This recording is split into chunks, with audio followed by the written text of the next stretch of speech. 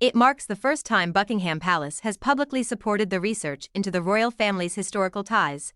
King Charles has indicated his support for research into the royal family's historical links with slavery for the first time.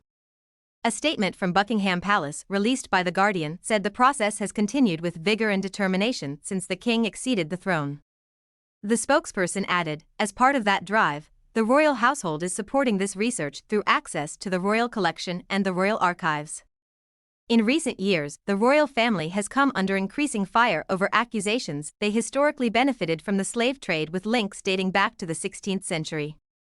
The palace's latest response comes following the publication of a document showing the transfer of £1,000 of shares from the slave-trading Royal African Company to King William III. Buckingham Palace showed support for the research being carried out in partnership with historic royal palaces, which began when King Charles acceded the throne in September following the death of Queen Elizabeth II. In a statement, the palace said King Charles takes the issue profoundly seriously, it said.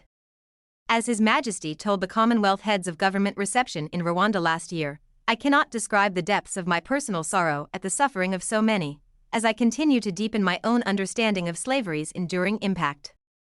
That process has continued with vigour and determination since His Majesty's accession. Historic Royal Palaces is a partner in an independent research project, which began in October last year, that is exploring, among other issues, the links between the British monarchy and the transatlantic slave trade during the late 17th and 18th centuries. During the Prince and Princess of Wales's Caribbean tour last year, the couple faced protests over the royal family's involvement.